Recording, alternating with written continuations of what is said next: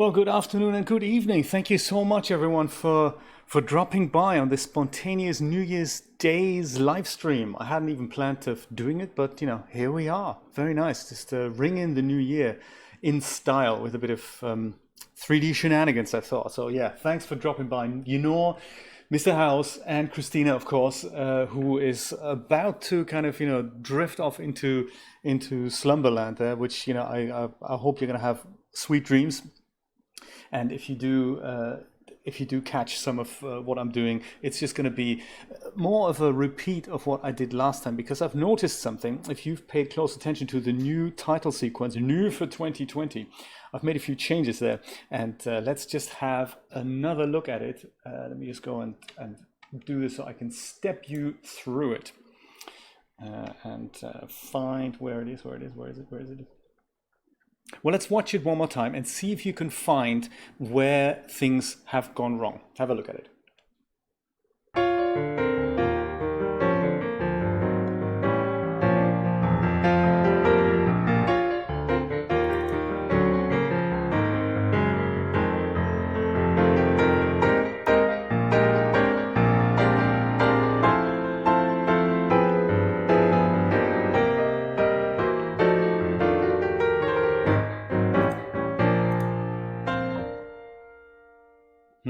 What do you think? Did you find anything? Did you spot anything?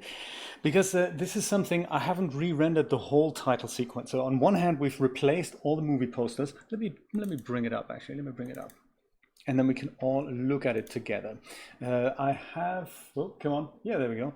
I have replaced, of course, the movie posters, but much of the title sequence didn't need re-rendering. So like the whole outside thing, I didn't have to re-render because it's still exactly the same. So what I started to do is, as soon as we start seeing the movie posters,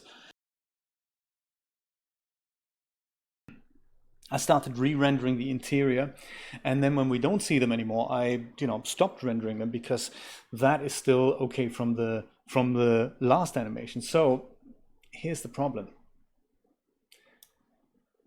The material on the bottom, on the floor, did not take. So as soon as we go in here, we're losing the material not just on the floor, but also on anything else that we've done on the interior. And that is, of course, because I've used the wrong file to get going and to continue working on. So that happens sometimes when you're not really that organized. So there we go. So this is one thing that I'd like to address. So we can see that the carpet actually has a nice pattern here. But as soon as I start my new animation, as soon as we start seeing the posters coming into view, that thing is doing something nasty. And so that carries on until we come here, and then the carpet pops back into place. And so that's a bit of a washout there. This is one issue. The other issue is when we go into here, the same thing happens with the carpet, but also with the material at the front here. So if you remember, I have adjusted the camera move from when the camera parks here and moves into the movie screen. The moment that happens, we have a similar effect. It just goes from checkers to nothing, and it's barely noticeable. This I noticed when I had actually rendered it, and I thought, well, the lights are going out in a moment anyway, so no one's going to notice. But now that I'm doing some more reworking on this, I think I'll just go and re-render this thing until we're in the darkened theater. So I might not render the whole thing. Well, then again, I might. I don't know. I'm a perfectionist. But now that it's there, I can very much see that the carpet pattern gets lost, as well as the pattern on the front, as soon as we do this. So it's because I started working from the wrong file, not the one that had the final changes. So there we go. That is what today's episode is all about. I have already found the last file, and I'm going to basically make all the adjustments that we've made in that file that has all the correct materials on the floor and all that. And so I need to run two versions of Blender side by side there, version 2.8 and version 2.81a that I'm gonna work in for the main file, and 2.80 is kind of my reference thing with the old file that has the updated pictures and all. There we go. That is what today is all about. I was going to do this, by myself anyway, so I might as well share this with you and hang out on the new year. So there we go. There's one other change I've made that we haven't done on camera last time, and that is that I've replaced one other movie poster in the middle here, which is this one. I thought there was some kind of nondescript poster in here. I thought, no, I'm going to put my branding in here. That's that. And notice for 2020, I'm using a new music because this one is hopefully royalty free, and it has a purple background instead of a red background. But those are all things I do in the post. So yeah, that is what we're going to be doing. Join me for that. So let's open up one version of Blender, the one we're going to be working in, 2.81a, release. Start as administrator, very important. And see if we can find that updated file. So I dug through it, and this is it here, 3D Shenanigans version 11.blend. That's the file I need to work on. So that's the file that needs the changes. That is the one that has the correct materials on the floor, and that's the one I can keep working with. But it doesn't have the materials for all these movie posters in the lobby, and it also doesn't have the camera move at the end applied. So I need to have a look how exactly I did that, and hopefully recreate everything. Other than that, Happy New Year, everyone. I've got a good coffee. I hope you guys can join me with a hot beverage or a beverage of your choice. Look at that. So the correct carpet materials are down here, but the movie posters need to be changed. So we're going to do that. And then the camera move and the whole duration of the animation needs to be changed as well. Okay. So far, so good. Let's open another instance of Blender. This one here, 2.8. That should do the trick.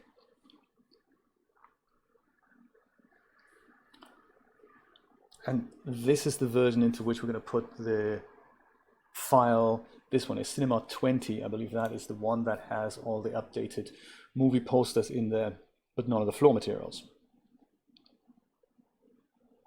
I could technically do it the other way around. I could leave the movie posters in place and update the carpet material. No, I think I'm going to do what I had intended to do and just update the movie posters and the camera thing. I think that's going to be the easiest thing for me to do, and hopefully we're going to get this done in under an hour, and then we're done. And then I can re-render this, and then that can be the final thing. This is another thing I've noticed. I'm not sure what's going on with the walls here. So some of these materials have just gone, to pots. So these materials on the walls, they look different as well than they do in our real version, which is this one here. They look much smoother here. I don't really know what happened there. It's just when you start from a wrong file, that's just what happens, isn't it? So let me have a look at the camera move at the back here and then see how I did that. Let's go and select the camera so we can see the keyframes. So everything up until about 1032 should stay the same. And then I've just dragged it out to frame 1500, made the whole animation a little bit longer, frame 1500, and then just adjusted the camera to be full frame on the logo there. Let's do that first. So once again, in the real instance of Blender, let's go and pick up the camera and have a look where we are. I think this is still frame 1032, that's perfect. So the new end duration of the animation is going to be 1500. And so then all we need to do is make sure that we take the last keyframe here of Blender and just move that to frame 1500 first of all. That should drag that out. Did we do it? Yes, we did. Excellent, excellent. So then that's going to be really easy. All I need to do now is make sure I go and make sure I lock the camera to the viewport here. And then I'll just go and zoom in. I can't do that. Oops, zoom. Jesus, I can't do that. I can't do it that way. I have to do it with the parameters. Okay, we can do that. Is it X location? Okay, no, it's Y location, isn't it? Y location, there we go. Move the camera forward to about here.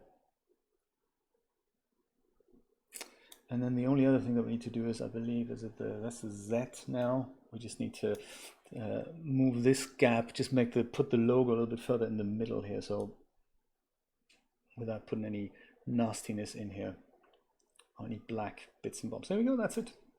Haha, thank you so much, Mr. House. I appreciate that. Very important, once we've done it, with the camera selected, we need to make sure the new location is being keyed in as a keyframe. So hover the cursor over there, hit I, and that should have done it. I believe there's also a way to do this with the menu. I just don't know what it is. So there we go. That is almost perfect.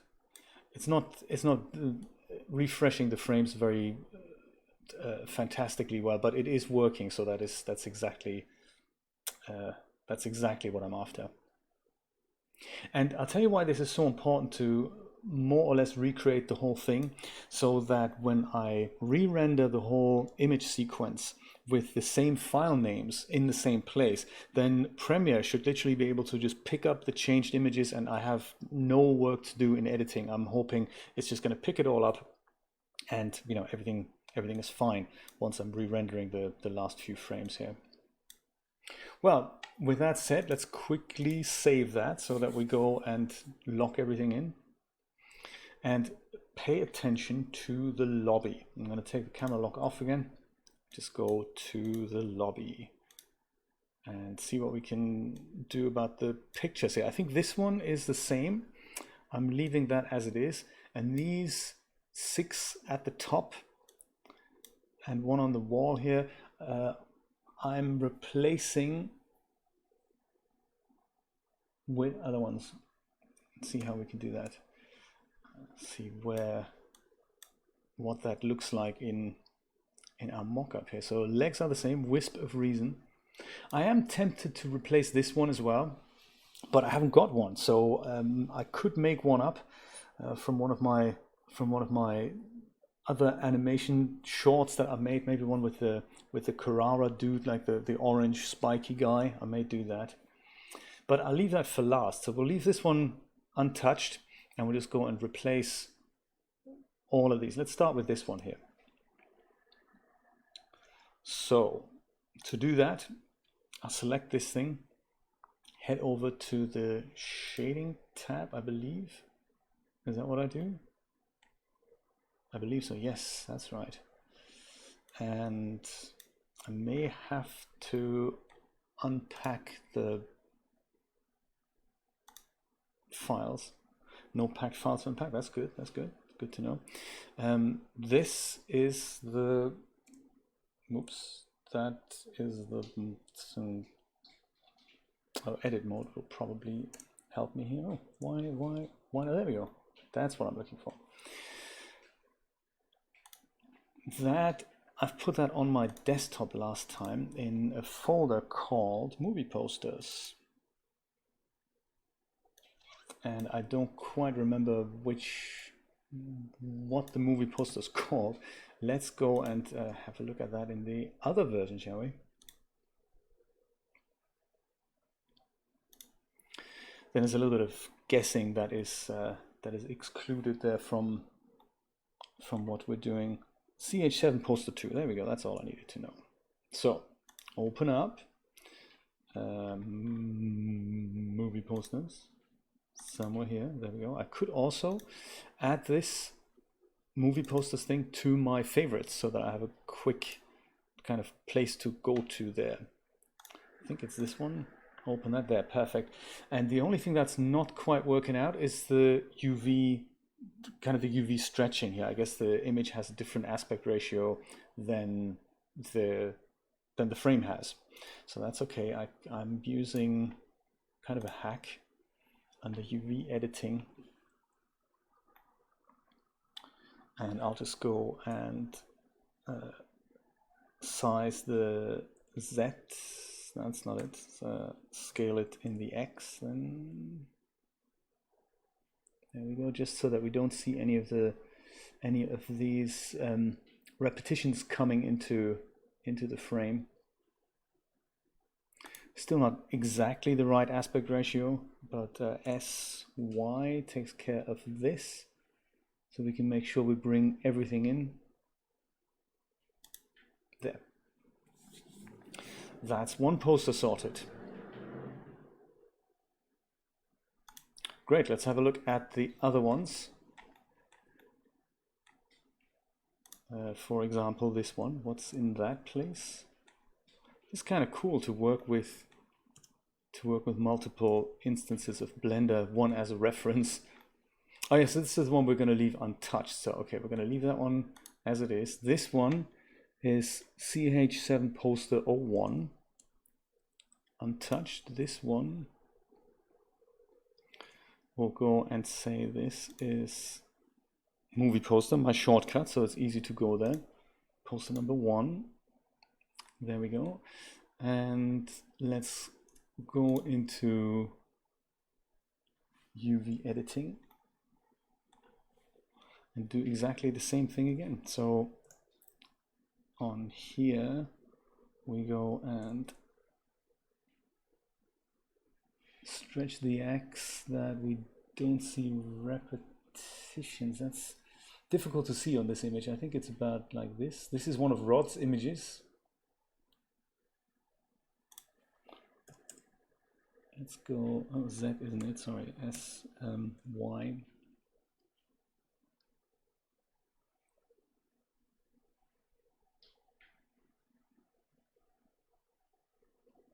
There, that should be it. That should do it. Next poster. That's Rod's cat. He drew a cat. I thought that was funny. We'll use this one. That's kitty.jpg. Okay, that's cool. Movie posters, kitty. Kitty could also do with an adjustment. UV editing. There we go. Kitty's here.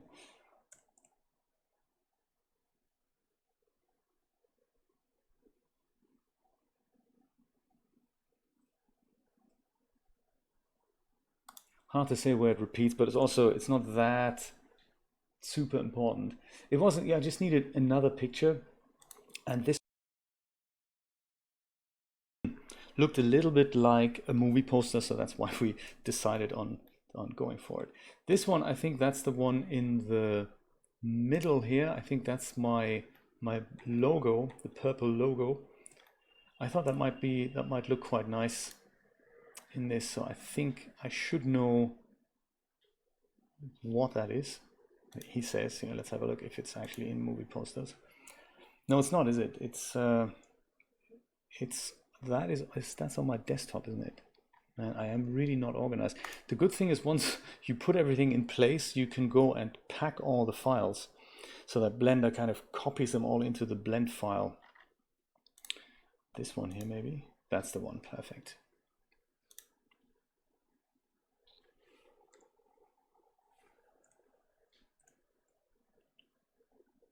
And that's just something like a nondescript thing here.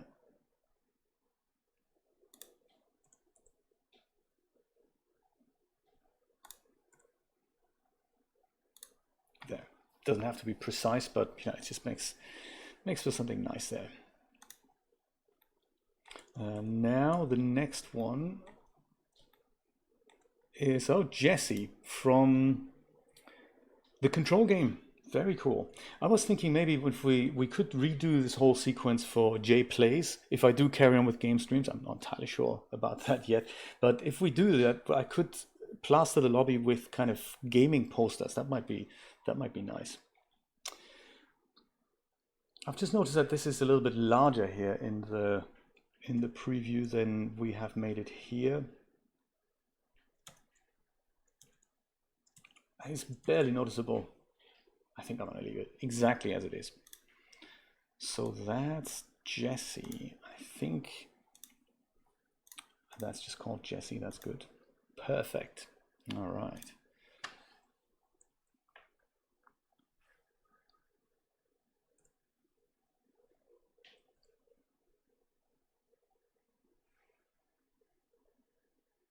That's the sides, and S and Y should now stretch out the image.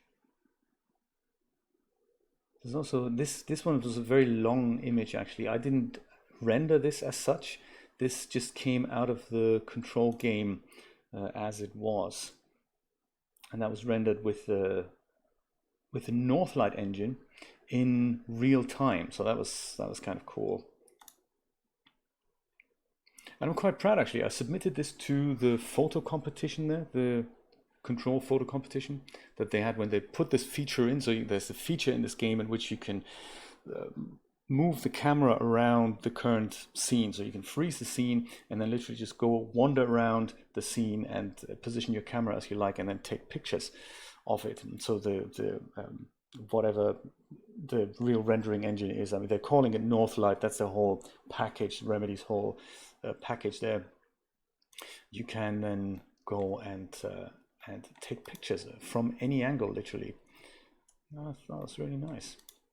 This is another one of Rod's pictures here. AR Columbia, cool. Let's do that. R Columbia, there we go. Almost good, almost good. Oop.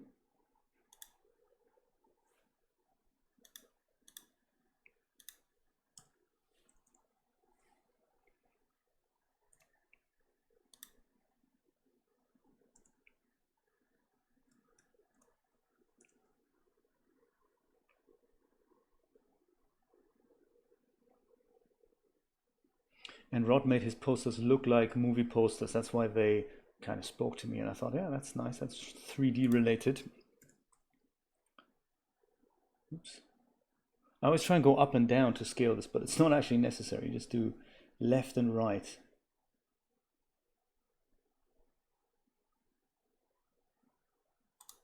That should be okay. And maybe a little bit to the top here, so we could final bit of text in here. That should be good. That should be good. Let's get out of edit mode, quickly save our efforts here. And then other than this poster, we're kind of done with the lobby already.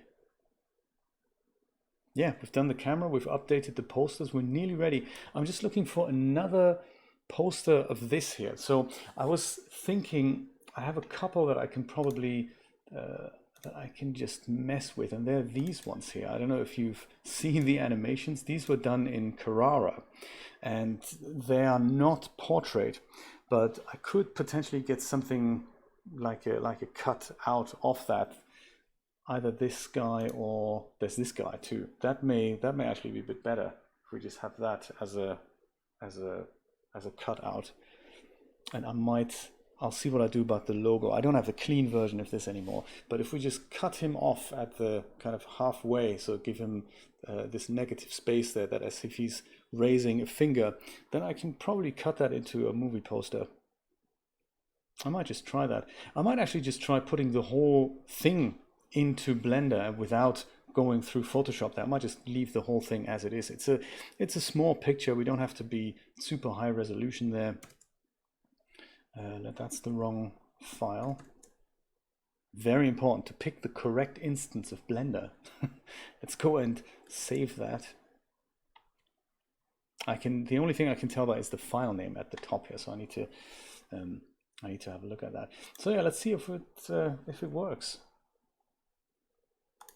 Under shading, we'll go and put the correct picture in. That's also in movie posters. There's I forgot which one he was at. He might be Fluffy too. No, that's the blue guy. Okay, let's not use the blue guy. Let's use the other guy, Fluffy. There, see, he's almost a movie star. Almost there. Nope.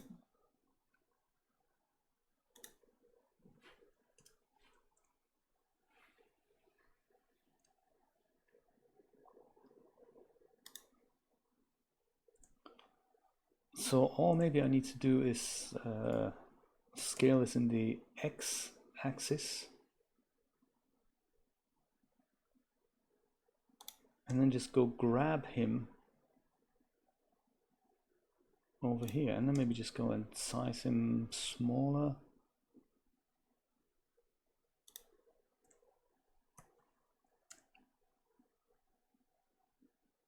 Oh, we just go leave him like this. That's actually quite nice. I don't have to do anything about him.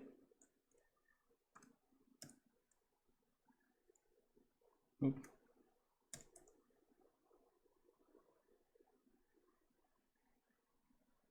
Good aspect ratio. I think I'm gonna go and leave him like this. It's a bit like, you know, the John Travolta Saturday Night Fever thing. I think I want to leave this like that. Perfect. Look at that. Fluffy's in the lobby. I think maybe just a little bit more negative space. Let's just move him over a little bit more so that I have a little bit more space on this side without the logo creeping in.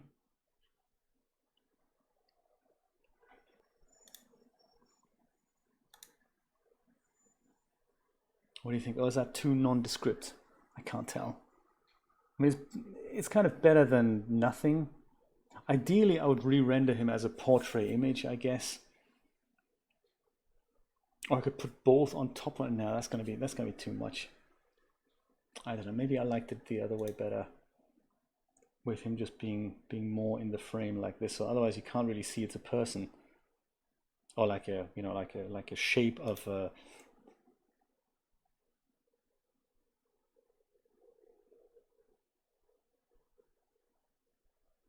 Like a shape. I could do with a bit more space around the edges, so I could do a bit of photoshopping there, but at the same time, perhaps that's just not worth it. Maybe that's just enough. Maybe that's just all I need there. Yeah, another movie poster. Done. Perfect. So now our lobby looks handsome. Materials stay in place. Very important here. And when we go over here, so all then that I need to now do is work out which frames need to be re-rendered. So I think that's from frame 270, if I remember this correctly. And I'm doing this so just kind of eyeballing when the pictures come into play, because I've basically done everything here. Everything is rendered, so all this won't change, so I don't have to re-render that. And as soon as my posters come into place like that, yes, that is kind of frame 270. Oh, there we go, Captain Slaymore. Welcome to the spontaneous streaming session. I had a bit of a mishap happen when we did this the last time here. And Frank, oh my God, how you doing? Very cool. So nice to see you. First day of the new year. This is the future, you know, by the way. This is what all the sci-fi wizards have been talking about. It's all, you know, this is the future when we're finally there. The whole, anything that came beforehand, but that was not it. Now, this is the future. So a little mishap happened to me. I can show you this actually because you weren't here for the beginning, which is totally fine, by the way. But what I'm redoing is my movie posters because I've rendered the animation out. And I just need to find it here. There we go. But something dramatic has happened. Let me see if you can spot it. So this is the thing that I thought was final. Check it out.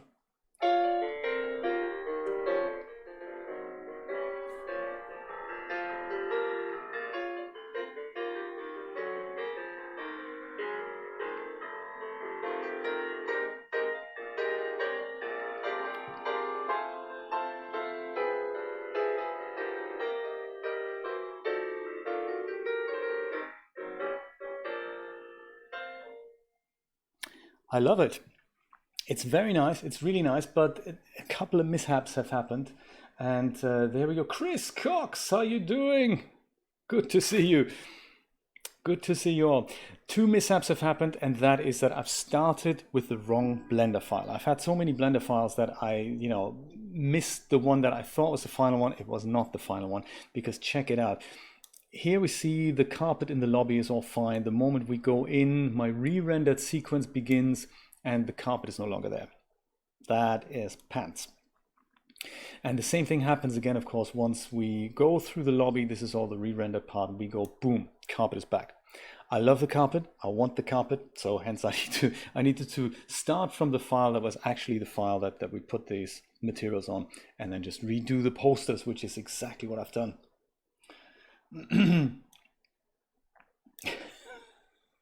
That is so nice of you to say, Mr. House. Thank you so much.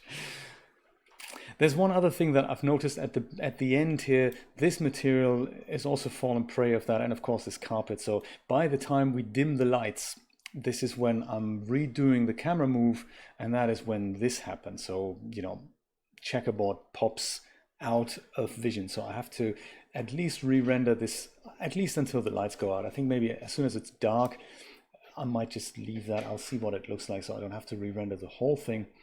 But yes, that is why we're doing this all. But it didn't really take that long. Look, that was 45 minutes, and you know, that was not so bad. Yes, no video game today, but maybe tomorrow. Who knows? Not sure. We'll see what we do.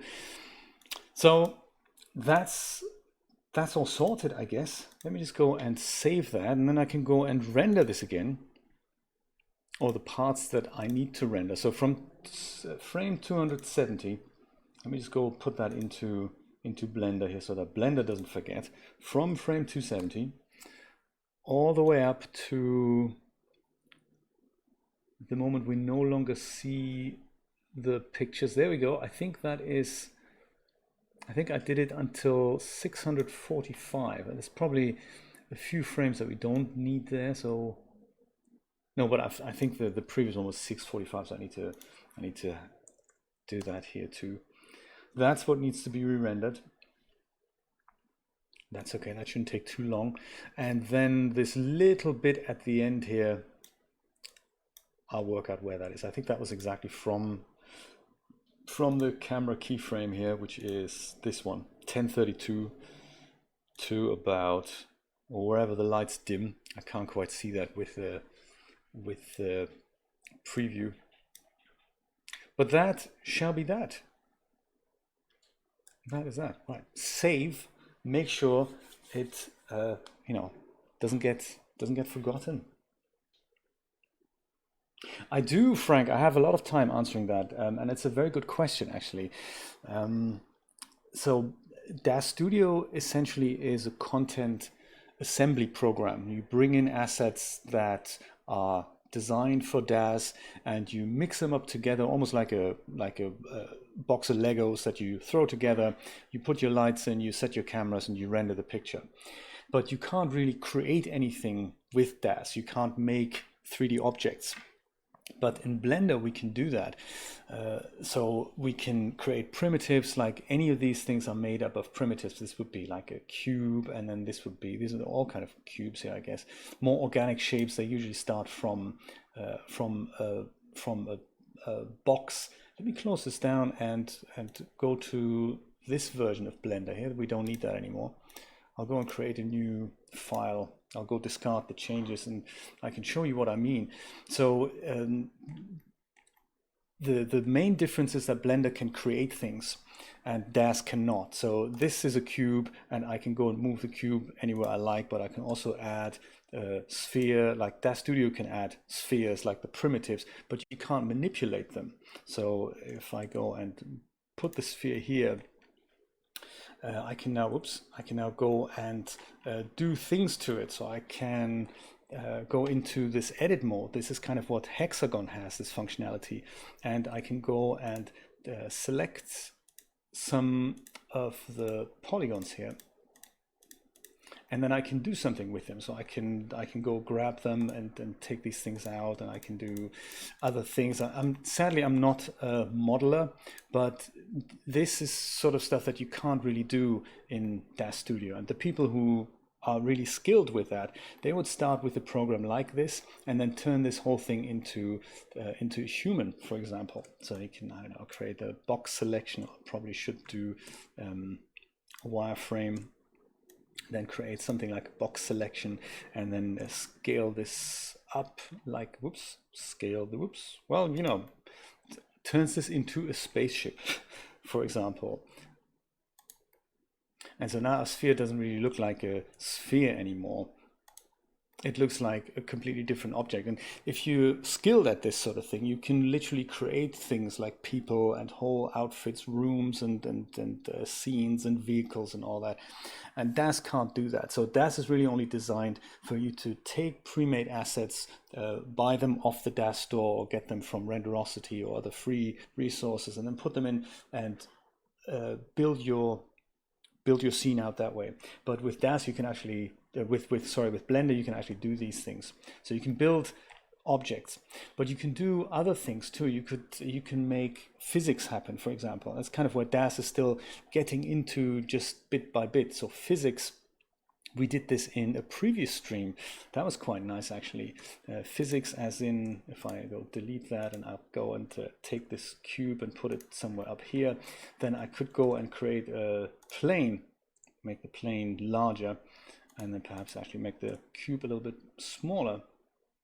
And then I could go and multiply the cube with an array modifier, like so that I have a lot of cubes, and then I can make all the cubes fall down, and they fall as if you're dropping objects down on a plane.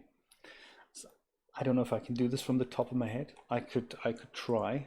That's always fun to do that. So the cube, this is something we can't do with DAS Studio. You can add something called an array modifier, and you can have, like, let's say 10 of those, and we go and space them out like so. That's cool. We'll apply that, and that's all still one object though.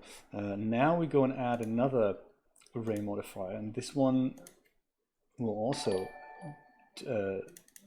duplicate 10 times, but along the y-axis. So that gives us a set of cubes like that.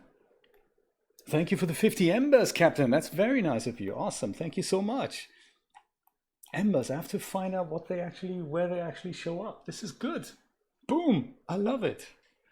We can apply that one as well, and then add another array modifier. And this one, we're going to go and make that go up. So Z 1.1, and we're going to also have 10. So we have like lots of these little cubes, and they're all just I'll go apply that as well. That's all one object right now, so I'm going to go and make that plane really large, and I'm going to drag this guy, oops, further up so that we can see a bit of a spectacle here in a moment. So now I need to think. I need to split these guys into individual objects. I don't remember how to do that. Is that going into edit mode and P perhaps? P by loose parts. That's a good idea. Let's do that. Boom. It's taken them a while because it is 1,000 individual cubes that I'm creating. Yes, look at that. Whoa, awesome. Lots of cubes. That is interesting. So now, with the 1,000 cubes selected, I think I need to do something with the geometry. Not the geometry. I need to set the origin of all these things to the individual geometry. Whoa! Biscuits, thank you so much. That's very generous of you. Thank you. That's very exciting. And Happy New Year to you too. That is so nice to see you.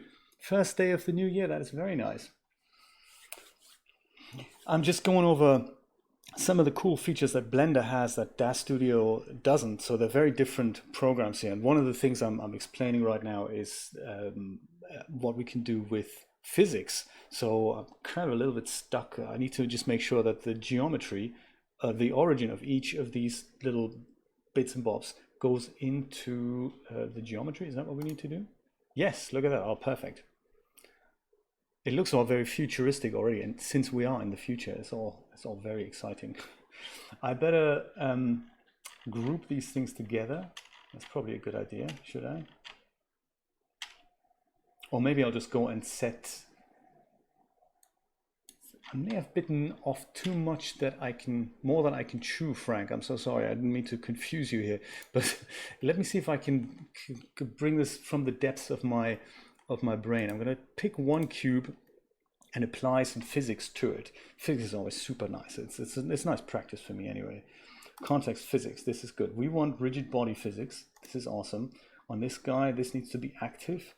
Mass, kind of 1 kilogram is cool. We also need the floor to participate in the physics. So we need to click rigid body here, and this needs to be passive. And that is literally everything I need to set for this little guy. How I simulate the thing, I've forgotten actually. I think it's just press the spacebar and hope for the best. Yes, look at that. Little guy falls down and comes to a rest on the floor. That's perfect. So the only thing that remains to be done now is to tell all the other cubes that they should take whatever this cube has and take that on. I hope I've selected the correct cube here. Which one is the one that's highlighted? Who knows?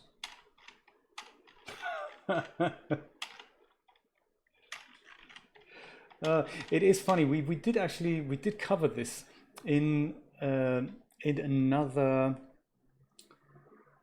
stream. It's the one with the little space buggy. Have a look at that. There's several parts, and I'm making some rocks for by the same principle. So if I could remember how to select everything else other than this cube, we should be able to apply the physics to all these guys. Let's go into wireframe actually and go and select all of them. That might be good. And let's go just put all the rigid body physics on this guy. And since we're using all the defaults, that should maybe that's enough. It's not perfect, but let's see if that is in fact enough. If we just go and hit now. It hasn't applied it to all the other ones. Yeah, I've forgotten how to do that, sorry. Steampunk Belladonna, welcome to the stream. Lovely to see you. Lovely to see you all. This is really, really nice. So, but to wrap it up, Frank, DAS can put things together that are pre-made for DAS.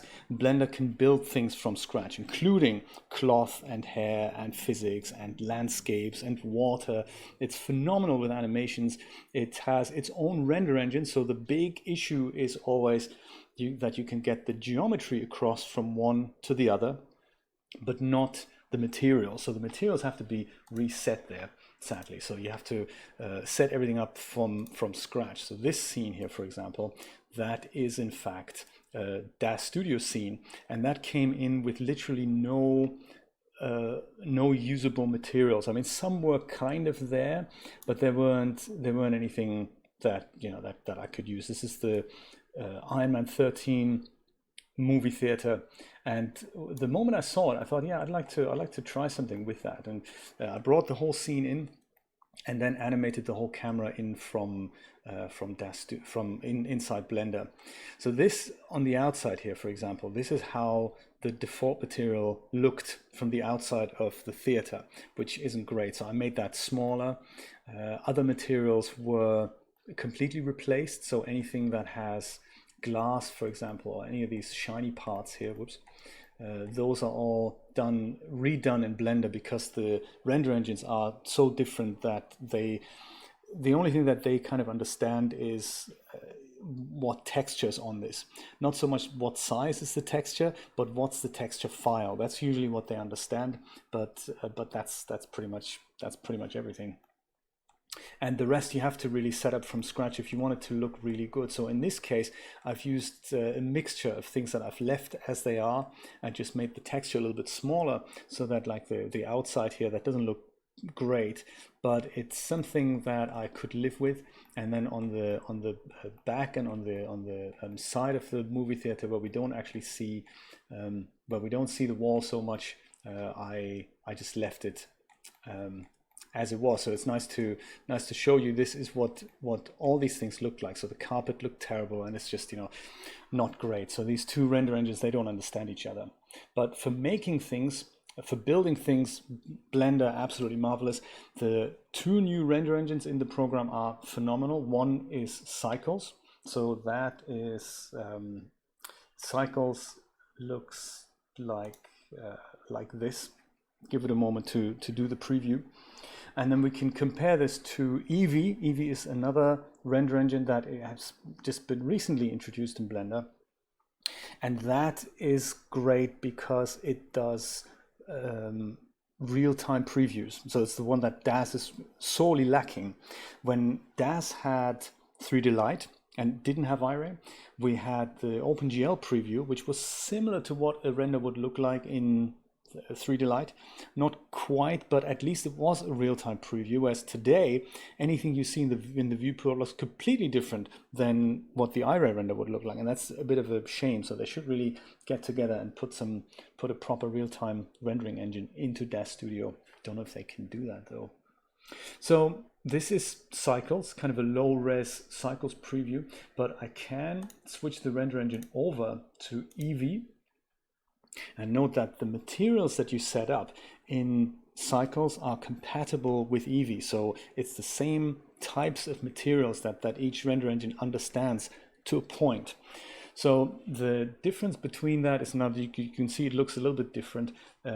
But most importantly is that I can, if I move my camera now, I have a real-time preview of more or less of what my scene is going to look like, and it looks pretty good. I mean, look at the lighting. This is all, and it's calculated in real time, so it's a little bit like what a game engine would do. That's what Eevee is really so helpful with, so that you can see what your reflections are going to look like. They're not 100% accurate, but they're fast, and they're so fast that it can literally do several frames a second here. Whereas if I switch this back over to Cycles, then other than the fact that it takes a little moment, this is what Iray would do. So this is how Iray works. It's proper ray bounces, and it's very, very accurate, very photorealistic, but it takes a while for it to do its thing. So now that all the samples come together, you can see that these are this would be equivalent to the Iray iterations up here. This is what Blender does, and if we leave it running, the picture is going to get better and better. But the downside is, of course, that it takes so long. So if I go and move my camera to another frame, it literally starts from here again, and then it kind of slowly goes into what my picture looks like. But with Eevee, it was literally there instantly. So that's the biggest difference between these two engines. Well, my friends, I'm going to say good night and goodbye. Thank you so much for hanging on this spontaneous, very spontaneous live stream. Join me again sometime later this week. I'm not sure if I'm going to be back tomorrow. I might be. Watch those notifications. I'm off until Sunday, I believe. So anything can happen.